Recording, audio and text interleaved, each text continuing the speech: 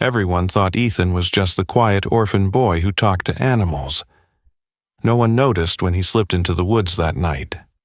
But they all remembered the next morning when the town's most dangerous creature followed him home. Calm as a lamb. Before we begin this unforgettable story, would you mind sharing where you're from in the comments and if stories of love, loyalty, and second chances move you? Please give this video a like and consider subscribing. Autumn in Del Sol, Texas.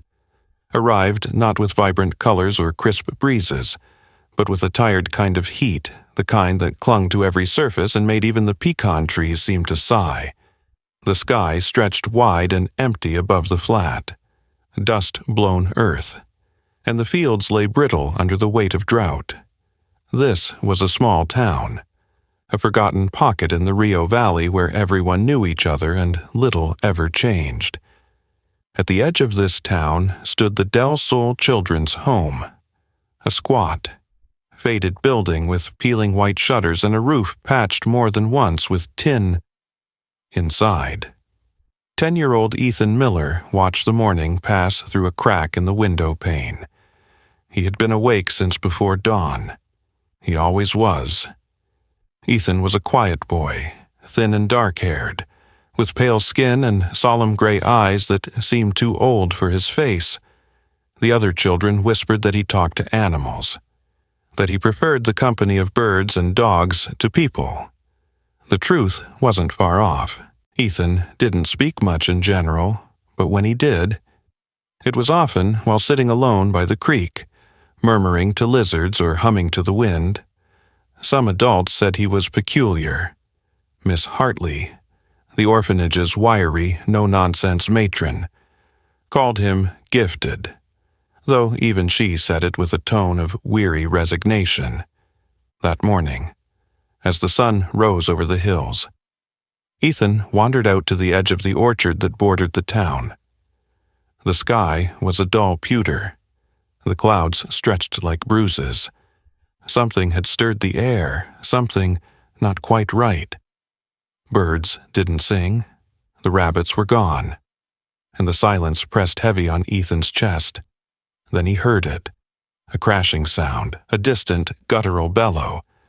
He froze. Through the thinning trees, not far beyond the wheat fields, came a towering figure. A massive creature emerged from the brush, gray, scarred, lumbering, an elephant. Not the kind from books or dusty museum photos. This one was real, breathing, alive, its body streaked with dried mud. One tusk chipped, its ears moving with restless irritation. The elephant moved with a wild, broken grace, its great feet flattening bushes and snapping saplings, its eyes, small, black, glinting with pain, swept across the land like it didn't recognize where it was. Ethan stared, breath caught in his throat. He knew about this elephant. Everyone did. Samson. The name had been shouted across radios and muttered in fear behind store counters. A few nights ago, a traveling circus had passed through Rio Junction, just 20 miles east. One of their elephants had escaped. No one said how, since then. Stories spread like wildfire. Barns trampled, storage sheds torn open, crates of fruit smashed to pulp. No one had been hurt, but people were scared. And now, here Samson was, in Del Sol. Ethan didn't run. He didn't scream. He stood there, watching. The elephant came closer, only for a moment, then let out a frustrated trumpet and veered off, crashing through the brush again. It disappeared behind a copse of mesquite trees, leaving a trail of broken branches and trembling silence. By noon, the town was in uproar. At Eddie's feed store, at the diner, at the church steps, everywhere. People whispered, "That elephant's dangerous. We need to call in the state." What if it tramples the school next Sheriff Glenn McConnell, a barrel-chested man in his 50s with a stiff jaw and a starched hat he never removed indoors, declared a state of animal emergency, Patrols were set. Residents were told to stay indoors after sundown.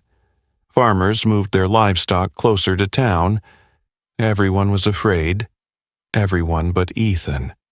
That night, while the others huddled around a flickering television screen watching the sheriff give warnings on the local news, Ethan sat in silence by the window. His thoughts were with the creature out there. Not a monster. Not to him. Something else. He thought about Samson's eyes, how they hadn't looked angry. Not really. They'd looked lost. No one else could see it, but Ethan had always known. Animals spoke in silence, in weight, in air, in the way the wind shifted when a bird took flight. And Samson, through his broken roars and violent movements, was screaming something deeper.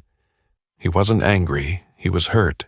The heat of the Texan sun lingered long after dusk, stretching the shadows along the streets of Del Sol into thin fingers that crept up porch posts and along fences. Though it was only early evening, the air felt tight, thick with the kind of tension that came before decisions were made behind closed doors. In every corner shop, under every eave, the same name passed from mouth to mouth like a prayer or a curse. Samson. Ethan Miller sat on the back step of the Del Sol Children's Home, his bare feet dusted with dirt, his hands cupped loosely in his lap. He wasn't afraid of Samson, not the way others were, where they saw chaos and destruction. He saw confusion, hurt, something deeper. That afternoon, old Joe had found him. Joe Ridley was a man most children in Del Sol called crazy, though Ethan knew better. He was nearing 80, thin as wire, with long arms and liver-spotted hands. His eyes were pale blue, cloudy at the edges, but his memory, when it chose to speak, was clear as glass. He walked with a cane and a rattle in his breath that hadn't gone away since last winter. Joe didn't say hello when he sat down beside Ethan. He simply looked out toward the hills where the elephant had last been seen and said, "I know that animal." Ethan turned to him. "I knew him when he was young." Joe continued. "Back when I was a trainer for the Mason Brothers Traveling Wonder Show. That was a long time ago. Samson came in as a calf. Barely tall enough to reach my chest. A smart one. Strong. Gentle. Too. There was something in Joe's voice, something old and worn. He had a sister." Joe added after a pause, "Layla. They were inseparable. You'd think they were stitched from the same skin. He'd panic if she wasn't near. We traveled all over Texas and Louisiana with them. Audiences loved their tricks." Ethan didn't speak. He barely breathed. "One summer, we broke down near Amarillo. Heat was bad, worse than this. Layla got left in the back of a transport crate for too long. No one noticed. When we opened the door, she was already gone." Joe paused, his mouth folding into itself. Samson didn't eat for days, wouldn't perform. He started breaking things, kicking at the stalls, smashing buckets. Someone beat him for it, not me. I left the circus soon after. Couldn't stand what we'd done. But that elephant, he carried something with him. Something he's still carrying. Ethan's throat tightened. Later that day, word spread fast that the town had reached a decision. The sheriff, backed by the town council, had contacted wildlife control in San Antonio. A sedation team was already en route. The plan was simple. Tranquilize Samson, load him into a reinforced truck, and transport him to a holding facility outside Houston. He's a public danger. Sheriff Glenn McConnell told the gathering crowd at the community center. His arms were folded, his voice firm. "We've had property damage, potential threats to human life. I understand people have sympathy, but we have to act." Ethan stepped forward, his voice trembling. "He's not dangerous," he said, barely louder than the hum of the overhead fan. "He's sad." Some turned to look at him. Others didn't bother. "He's hurting because he lost someone. That's all. He doesn't want to hurt anyone. He just doesn't know what else to do. McConnell looked down at the boy, not unkindly, but firmly. Son, I'm sure you mean well, but this is grown-up business. Let the professionals handle it. Ethan bit his lip and stepped back. No one listened. That evening, as the sky turned a bruised purple, a dark-colored SUV rolled into town. It was dusty from the road and had government plates. A woman stepped out, tall, slender, wearing jeans, worn boots, and a utility shirt with a vet's insignia stitched above the left pocket. Her curly brown hair was pulled back into a low bun. She carried a leather satchel over one shoulder and walked with the calm certainty of someone used to emergencies. Her name was Dr. Grace Turner. She introduced herself at the town meeting as a veterinarian specializing in trauma recovery for large mammals, a graduate from UC Davis. She had spent the last 5 years working with elephants rescued from poaching camps and failed zoos across the Southwest. I came because I read the reports on Samson, she said, addressing the room with a steady voice, but more than that. I saw the pattern. This isn't a wild animal lashing out, it's a captive creature acting out of trauma. There were murmurs in the room. What are you saying? Someone asked. I'm saying sedation might not be the solution, Grace replied. If you dart him while he's in distress, you risk a catastrophic reaction. He could charge, hurt himself, or others. I'd like to approach this differently. McConnell frowned. With respect, Doctor, we don't have time for theories. Grace didn't flinch. It's not theory, it's behavior, and if you let me try, I may be able to calm him, gain his trust, but I need someone who's already made a connection. Her eyes scanned the room, then landed on Ethan. You? She said softly. You've seen him, haven't you? Ethan nodded. She smiled. I think we can help him, but only if we understand where his pain comes from. Outside, the sky cracked open with thunder, though no rain fell. And far beyond the hills, in the hush between lightning and silence, a deep bellow echoed, raw and mournful. Samson, the moon had risen full and high over Del Sol, casting a silver glow across the dry fields and weathered rooftops. Crickets sang in the brush, and the occasional hoot of an owl echoed through the hills. Most of the town was asleep, unaware that something delicate and dangerous was unfolding under the watchful stars. Inside the Del Sol Children's Home. The hallway was still. Ethan Miller lay awake in his narrow bed, staring at the cracked ceiling above him. Every sound outside, the whisper of wind. The creak of tree limbs seemed louder than usual, but one sound made him sit up, a low, distant rumble, not thunder, something heavier.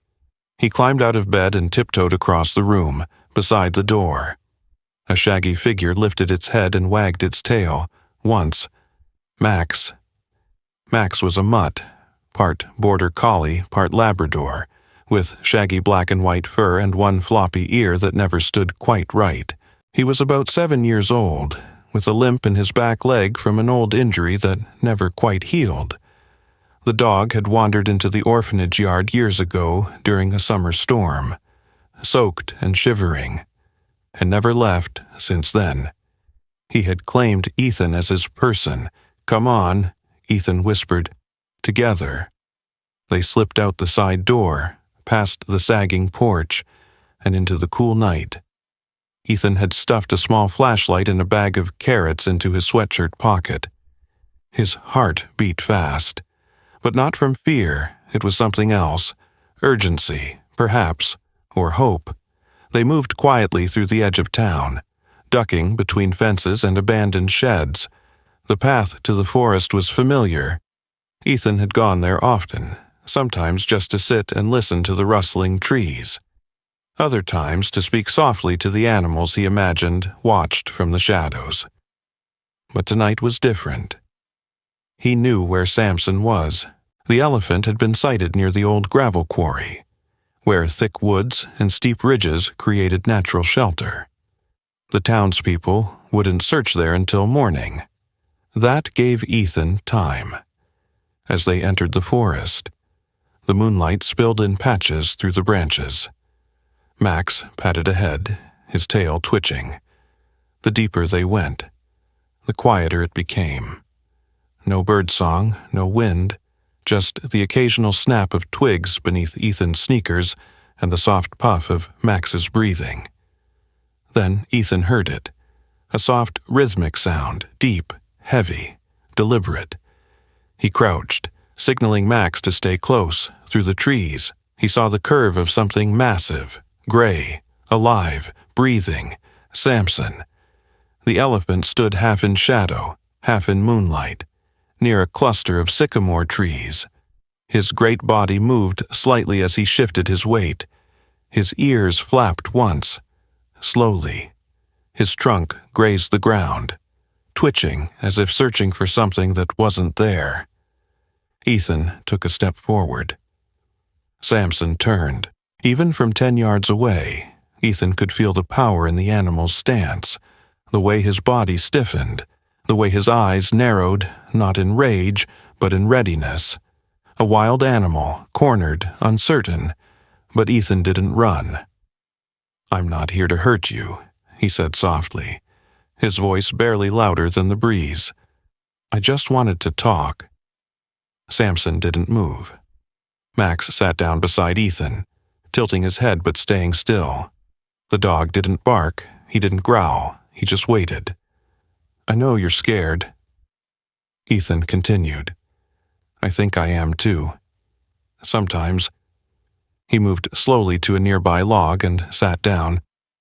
He reached into his pocket and pulled out the carrots. He didn't offer them yet, just held them loosely, his eyes never leaving the elephant. "At the orphanage, people are nice," he said. "But it's not the same as having a family. Some kids get adopted, others don't. I guess I just always felt like I was waiting for something." Samson shifted again. His trunk lifted slightly. Testing the air, Ethan's scent carried to him, along with the soft cadence of the boy's voice. "I heard what happened to you," Ethan said. "I heard about Layla. I'm sorry," for a long moment. The forest was silent. Then Samson made a low, throaty noise, not loud, but layered with emotion. Not quite a trumpet, not quite a growl, something in between. It made Ethan's chest ache. "I think I understand," he said. "When you lose someone, it changes you, makes everything feel heavier, harder, like maybe it's safer not to care." He set the carrots down a few feet in front of him and backed up slightly. "I brought these. I thought, maybe you haven't had something nice in a while." Samson took a step forward, slowly, cautiously. His massive feet pressed into the soil without sound. He stopped beside the carrots and stared at the boy for a long time, before lowering his trunk and picking up a single piece. He chewed. Ethan smiled. In the shadows beyond, a figure crouched behind a tangle of low-hanging branches. Dr. Grace Turner had followed Ethan after noticing the open gate behind the orphanage. She hadn't stopped him, only observed. Something told her this boy knew more about Samson than any expert ever could. Grace watched as the elephant's body relaxed, the tight lines of fear around his eyes softening. She took notes in a small field journal, her fingers trembling. She had seen many things in her years working with damaged animals, but never this, never a child with such instinctive understanding. Samson let out another low sound. He stepped closer. Ethan remained still, his hands in his lap. "I'm not afraid of you," he whispered. "I know you didn't mean to scare people. You're just lost."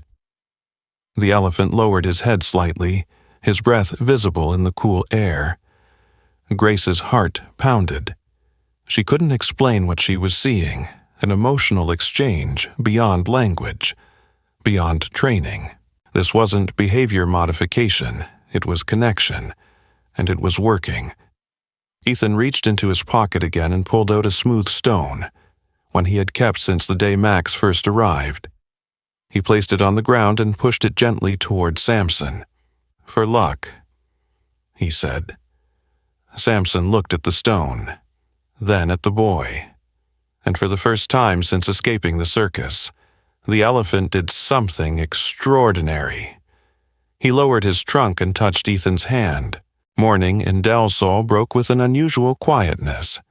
The sunlight poured over the hills in long amber rays, stretching across rooftops, warming brittle fences, and brushing the dusty windows of the Del Sol children's home. But even the birds seemed hushed, as if the world knew something sacred was about to unfold. At the town square, a modest crowd had gathered, townsfolk in boots and denim, arms crossed, faces cautious. Among them stood Sheriff Glenn McConnell, wearing his beige uniform and the same stern frown that had guided the town through wildfires, droughts, and stray mountain lions. Beside him was Deputy Reuben Shaw, a young officer with freckles and sandy hair who had only recently transferred from Amarillo. Nervous but kind-hearted, Reuben carried the tranquilizer rifle, cradling it not as a weapon but a burden he hoped never to use. Dr. Grace Turner stood at the edge of the square, her canvas bag slung over her shoulder.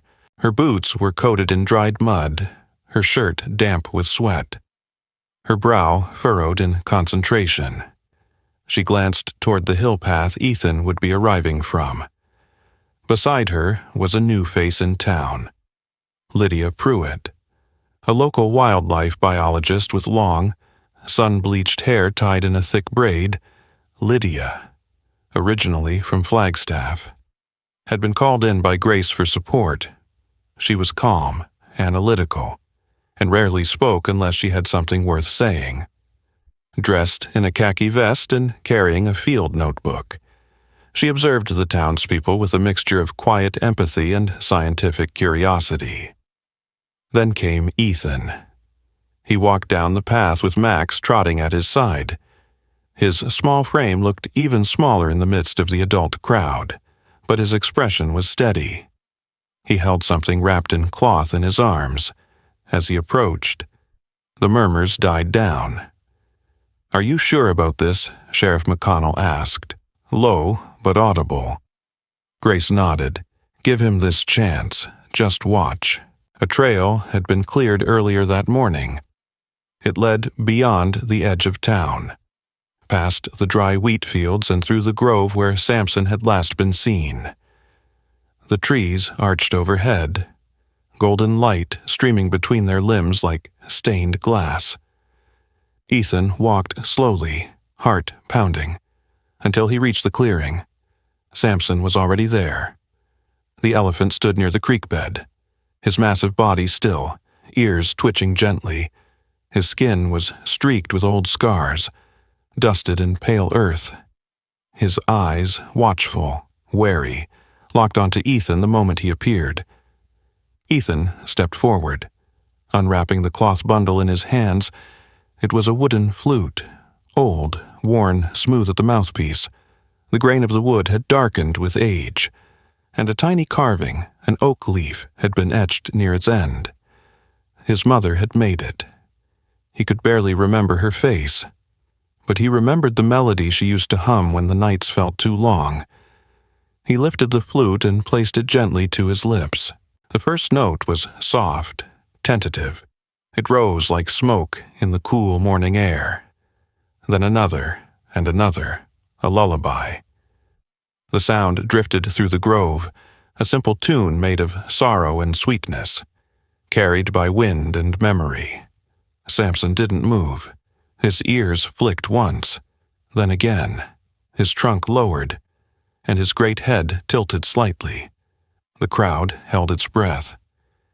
Ethan closed his eyes as he played, pouring into the notes every feeling he had stored away, his loneliness, his longing, his deep belief that kindness could mend what pain had broken. Then, the impossible happened. Samson moved forward, slowly, cautiously, step by deliberate step. The great elephant crossed the field, the earth trembling softly beneath him. When he reached Ethan, he stopped. He made a low, resonant sound, a breath, a sigh, a greeting. And then he knelt. The giant elephant bent one leg and folded into himself with unexpected grace. He brought his trunk forward and touched it gently to Ethan's hand, holding it there, as if to say, "I remember you." Gasps rippled through the crowd. A woman clutched her chest. Sheriff McConnell, ever composed, lowered his gaze in silent awe. Reuben Shaw blinked fast, unsure whether to smile or cry. Even the skeptical Lydia Pruitt scribbled notes with trembling hands. Grace stepped forward and placed a hand on the sheriff's shoulder. "Do you still believe he's a threat?" He didn't reply. Later that day, a town hall meeting was held, this time not in fear, but in hope. Grace stood before the residents of Del Sol with calm authority. "We have an opportunity here," she said. "What happened today wasn't just a miracle, it was a message. This animal isn't wild, he's wounded. And this place, this valley, might be exactly what he needs." She proposed the creation of a sanctuary, a protected area at the base of the Rio Valley where Samson could live safely, without threat, and where other rescued animals might one day be brought for healing. The idea was ambitious, expensive, risky, but no one interrupted her. When Ethan stood beside her and simply said, "He trusts us now." Silence gave way to nods, agreement, resolve. Even Sheriff McConnell offered a slow, thoughtful nod. The sun was dipping low when the meeting ended. Out in the grove, Samson stood near the trees, watching the horizon with the kind of stillness only ancient creatures possess. Max barked once, chasing a leaf. Ethan knelt beside the creek, flute still in his hand, knowing something rare had happened, not just for Samson, but for himself. He wasn't just a boy from a quiet town anymore. He was a bridge between worlds. 2 months had passed since the day Samson knelt in the grove and offered his trust to a boy with a wooden flute. The sun now rose each morning over a transformed Del Sol, casting golden light across what had once been forgotten farmland and is now a sanctuary unlike any in Texas, a refuge not only for animals, but for the wounds they carried. At the edge of the newly christened Rio Valley, Animal Healing Center stood a modest, welcome lodge, painted pale green with white shutters. The wooden sign at the gate bore the center's name, carved by hand, with the figure of an elephant curled beside a young child in silhouette. Behind the lodge stretched dozens of acres of fenced pasture land, small shelters, and shaded enclosures, surrounded by native mesquite trees and a glimmering creek that wound gently through the valley. Each morning began the same way. Ethan Miller, now 11, walked barefoot through the dew-covered grass with Max trotting beside him, his flute, polished and carefully strung with a leather cord, hung from his neck. He wore a wide-brimmed straw hat to shield his eyes from the sun and a canvas satchel filled with apples, carrots, and oat biscuits. Max, growing grayer around the muzzle but still loyal as ever, had taken to watching over the animals with near-pastoral pride. Samson always arrived before the second note. The elephant's massive silhouette would appear near the far ridge, outlined against the sun. As Ethan began to play, the notes would glide softly over the land, and Samson would lumber down the slope, ears flapping, his trunk swaying gently with each step.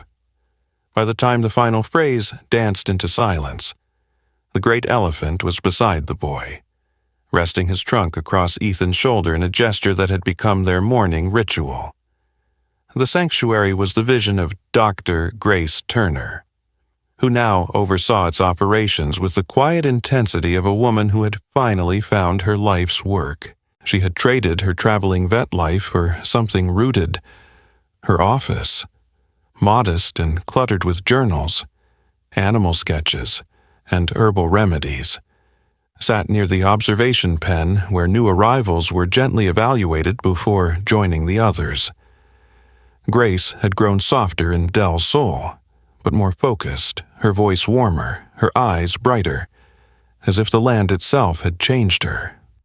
Lydia Pruitt remained on as co-director, her scientific mind invaluable in building long-term strategies for rehabilitation. With her notebook always tucked under her arm and a tablet she barely looked up from, she balanced Grace's intuition with method and data. Lydia didn't speak much to the press, but she wrote reports that were now being studied in veterinary schools nationwide. Samson was not the only animal healing at the center.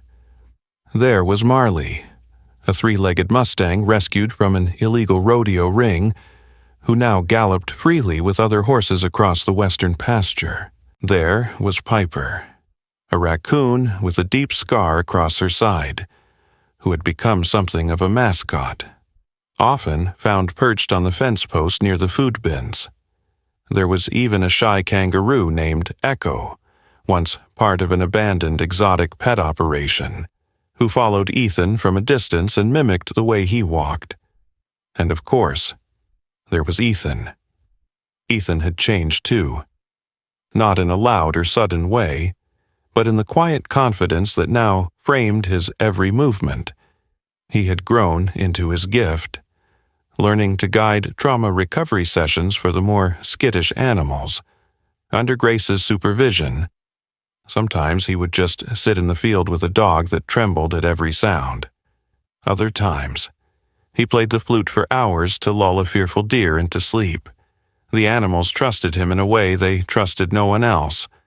News of Del Sol's transformation spread quickly. Within weeks, reporters arrived, first local, then national. CBS ran a segment titled "The Boy Who Spoke to Elephants."